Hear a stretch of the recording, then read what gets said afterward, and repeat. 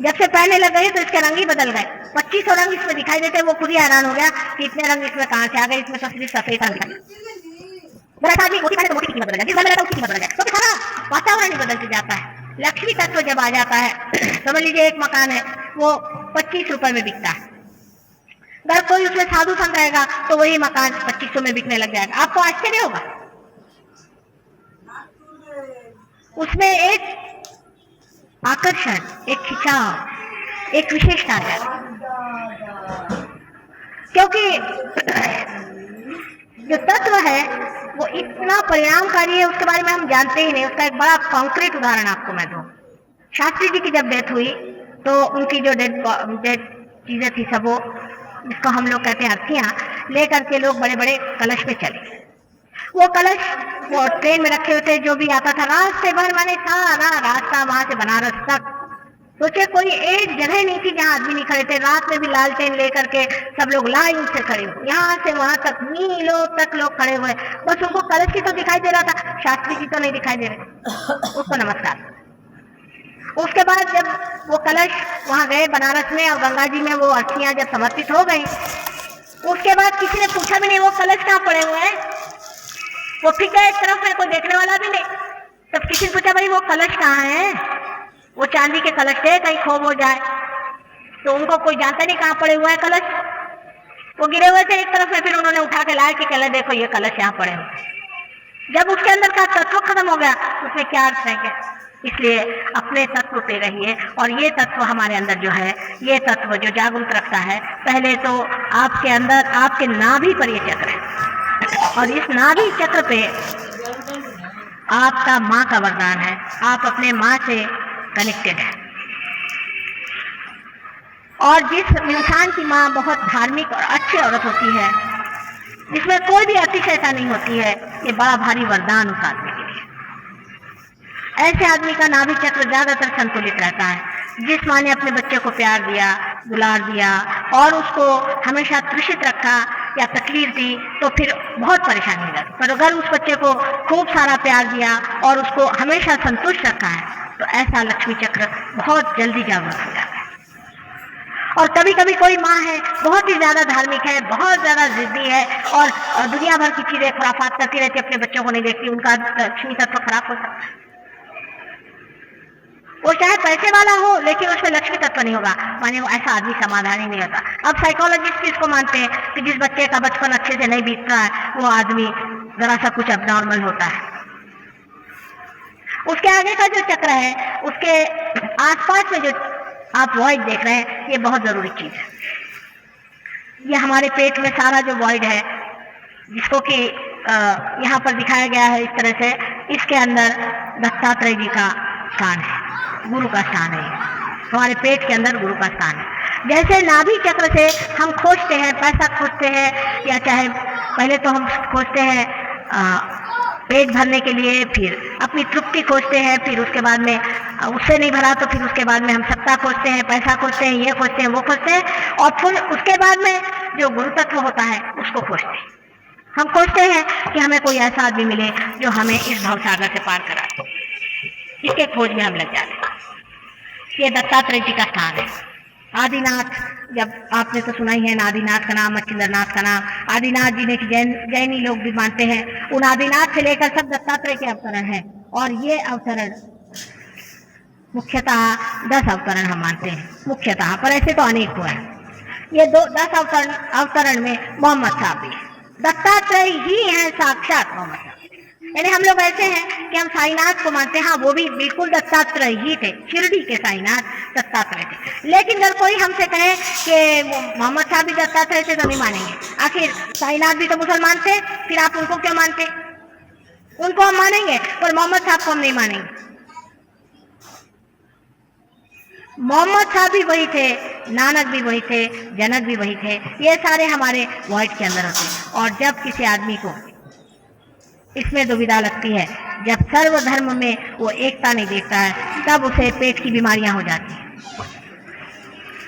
इसलिए आपको सबको समझ लेना चाहिए कि दत्तात्रेय का तत्व क्या है। कल देखिए कितने तो भी दत्तात्रेय के शिष्य यहाँ आए थे, और इतने सारे दत्तात्रेय के शिष्यों को भी सबको पेट की बीमारी थी। वजह क्या थी? वजह ये थी कि दत्तात्रेय कोई हिंदू नहीं थे,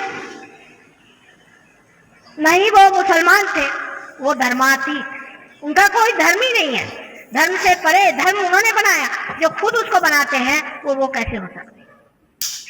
जब तक ये भावना हमारे अंदर पूरी तरह जागृत नहीं होती, साईनाथ ने खुद कहा है कि किसी भी धर्म की निंदा करना ये महापाप है, लेकिन कितने लोग साईनाथ के शिष्य इस बात को मानते हैं। और यही हमारे अंदर गुरु तत्व है जिसे हमें जानना चाहिए। और आपको मैंने बताया जैसे मोसेस थे, अब्राहम थे, ये सभी एक ही गुरु तत्व से पैदा हुए और ये गुरु तत्व हमारे अंदर भी बसा हुआ है। इस गुरु तत्व को जागरूक कर लेने से हम ही अपने गुरु हो जाते हैं। ये कुंडलिनी के जागरण से हमारे अंदर जागरूक हो जाता है। उसके बाद का जो चक्र है जो कि ऊपर में आप देख रहे हैं इसे, ये हृदय चक्र है। मैं जल्दी बताऊंगी क्योंकि टाइम कम है, क्योंकि कल दूसरा सब्जेक्ट लेने को। ये हृदय चक्र है। हृदय चक्र में जो बीचों बीच जगह है ये जगदम्बा का स्थान है, जो जगत की जननी है उसका स्थान है, दुर्गा जी का स्थान। जब आदमी में इनसिक्योरिटी आ जाती है, जब वो असुरक्षित महसूस करता है, तब उसका ये चक्र पकड़ता है।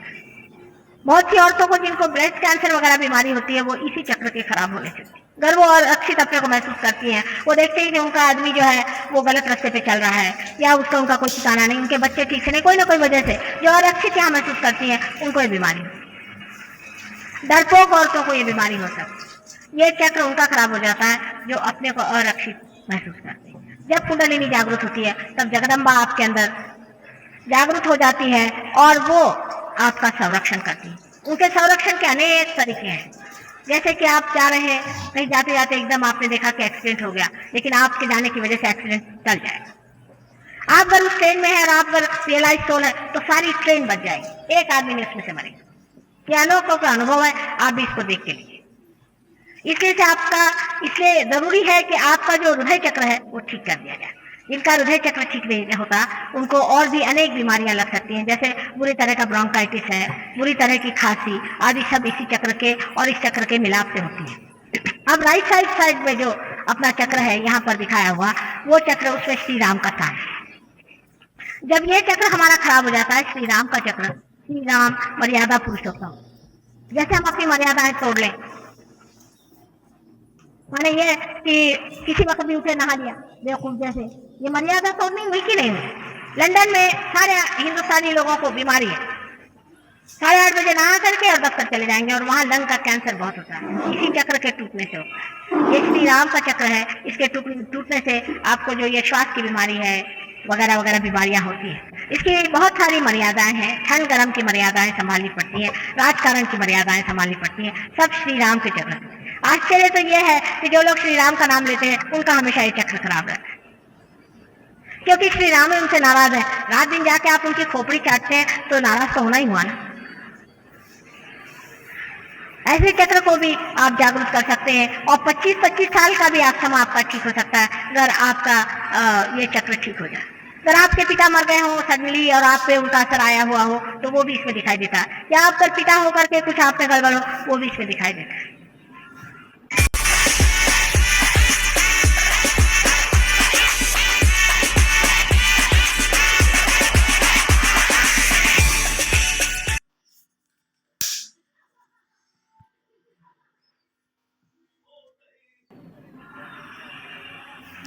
चौकड़ी लंग की बीमारी है, ये ज्यादातर राइट साइड के चक्र के पकड़ने से, हाथ के राइट साइड से पकड़ने से ही होती है। अब इसके ऊपर में जो चक्र है यहाँ पर, ये विशुद्धि चक्र, ये चक्र हमारे पीछे में यहाँ पर है, ये विशुद्धि चक्र जिसे कि हम सर्वाइकल प्लेक्सस कहते हैं उसको देखता है। अब इससे 16 इसके सब प्लेक्सस है, माने 16 इसकी कलियां हैं, अपने आँख, नाक, मुंह और गला, होठ, यहाँ अंदर के सारे मसल्स, जीभ वगैरह सब इससे कंट्रोल होते हैं। इतना ये इम्पोर्टेंट, बहुत ज्यादा महत्वपूर्ण ऐसा ये चक्र है। लेकिन जिसका विशुद्धि चक्र खराब हो जाता है उसकी शक्ल खराब हो जाएगी, उसकी आंखें खराब हो जाएंगी, मतलब बाह्य की जो आंखें जैसे जलन होना, आंख में लाली आ जाना वगैरह सब इस चक्र के दोष से होते हैं। किसी किसी के दांत उसमें तकलीफ हो जाती है, वो भी इसी चक्र के दोष से हो जाती है। किसी किसी की जुबान में तकलीफ हो जाती है, उससे हो जाती है। इन चक्र के भी 2 भाग है, लेफ्ट और राइट। जो बीच का चक्र है वो राधा कृष्ण से स्थापित है, राधा कृष्ण का स्थान है यहाँ। और जो लेफ्ट का है ये उनकी बहन विष्णु माया जो थी उसके नाम से। अब जो आदमी अपने मन में ऐसे विचार करता है कि मैं मुझसे बड़ा कोई नहीं है, मैंने ये पाप किए, मैंने वो पाप किए, उसका ये चक्र। जिस आदमी का लेफ्ट चक्र पकड़ता है विशुद्धि का, उसको एक बड़ा उसमें दोष आ जाता है कि वो ऐसे तो बहुत अपने को विशुद्ध समझता है, लेकिन जब बोलता है तो बिजली गरजती है। एक आदमी सब बोलेगा लेकिन बड़े सरकास्टिक एकदम काट खाएगा। ऐसे तो ठीक बोलेगा लेकिन हमेशा तेरा ही बोलते रहेगा, क्योंकि उसका ये जो लेफ्ट साइड का चक्र है ये पकड़ा रहता है। राइट साइड का जो चक्र है इसमें विठल रखमाई का स्थान है। मतलब ये कि जब कृष्ण राज करते थे तब का है राइट साइड।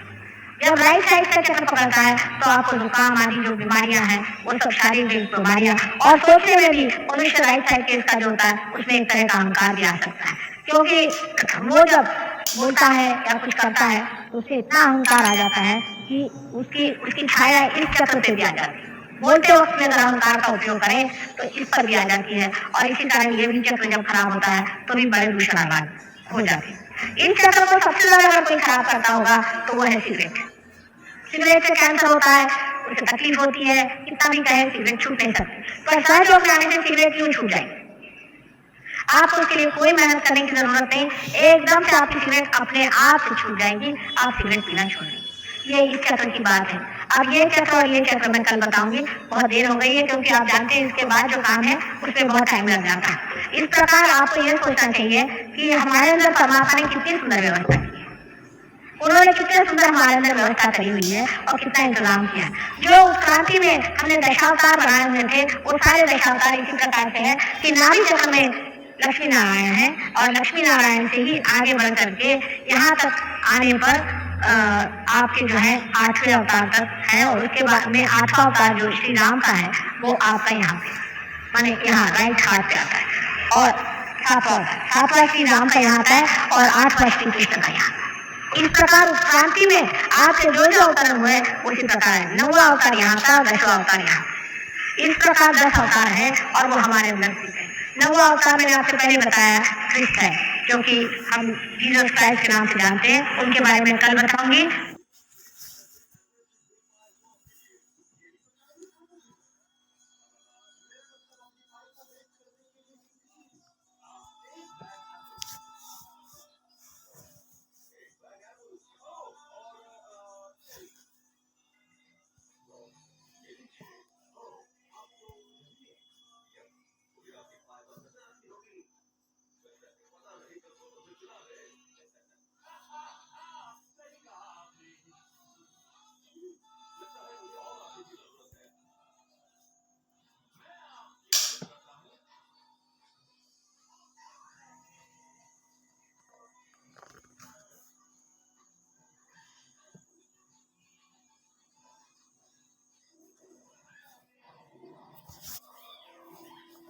देखिए वीडियो कर रहे हैं।